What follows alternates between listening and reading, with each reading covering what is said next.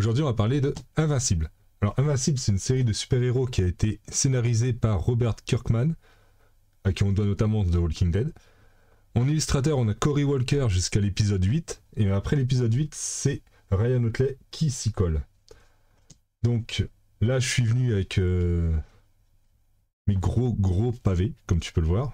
On est sur du costaud. C'est des pavés que je me suis acheté pendant un voyage à New York, je me la raconte un petit peu, hein, tant qu'à faire. Et pour te donner une petite idée, si tu suis la série Prime Video, tu vois là je suis sur le compendium numéro 1. Actuellement, Prime Video, ils en sont ici. Donc autant te dire que tu as encore masse d'aventures à suivre, et franchement, il y a de sacrées dingueries qui t'attendent dans la suite. Voilà, je dis que ça, je vais pas te spoiler, sache juste que c'est incroyable. Alors, Invincible, de quoi ça parle?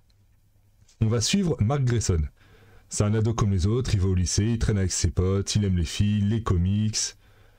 Il est un petit peu loser, il a un petit boulot pour se faire de l'argent de poche. Bon, un ado normal comme on les voit dans les séries américaines.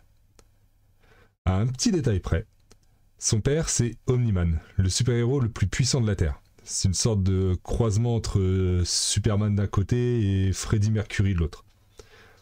Donc ce super-héros Omni-Man, il vit sous l'identité de Nolan Grayson. C'est un écrivain à succès.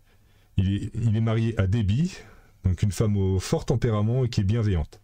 Alors avec un tel patrimoine génétique, Mark espère qu'une seule chose, c'est développer lui aussi des pouvoirs.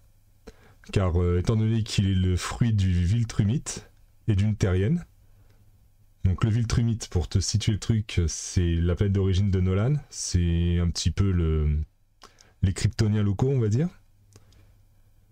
Et ben, il n'est pas certain que ses pouvoirs viennent, puisque potentiellement, c'est le côté humain qui va prendre le dessus. Et un beau jour, et ben, Mark est exaucé. Il va pour vider ses poubelles, tu l'as vu dans la série aussi, cette partie-là. Il va pour balancer un sac poubelle, et là, satelliser le bordel. Et là, ça y est, il a les pouvoirs, il prend donc le nom d'Invincible.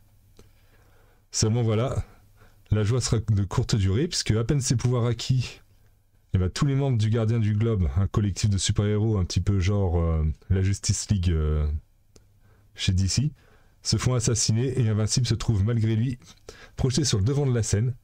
Cette première péripétie, ça se déroulera dans la douleur et ça forcera notre héros à mûrir et prendre pleine mesure de ses nouvelles responsabilités. Donc pour Mark qui découvre à peine ses pouvoirs, c'est le début d'une longue aventure semée d'embûches, mais aussi de joie. Au travers de ces nombreuses aventures, Mark se retrouvera impacté par les affaires de trahison, de manipulation politique, d'espionnage, le tout sur le fond de voyages spatiaux, d'extraterrestres, de dimensions parallèles, de déterminisme, bref, un éventail large. Les héros présentés ont des profils variés. L'enfant ayant des pouvoirs suite à des manipulations, l'extraterrestre au super pouvoir, l'homme en armure mécanique, le super soldat, le savant fou, l'immortel. À la lecture des profils, tu te dis sûrement que c'est du réchauffé, mais c'est là que le dit très fort. Invincible les traite avec un angle différent de ce qui a été vu et revu jusque-là. On s'attarde pas sur 20 ans sur des combats, mais plus sur l'intrigue, et on a un vent de fraîcheur qui saoule sur notre passion des super-héros. On a beaucoup de scènes de la vie quotidienne, des dialogues et des situations souvent cocasses, qui permettent au lecteur de se rapprocher, voire de s'identifier au personnage, et ça c'est malin. Les scènes d'action ne sont pas mises de côté pour autant. Le style de Ryan Otley s'y prête parfaitement, c'est dynamique, certaines scènes de combat sont carrément épiques.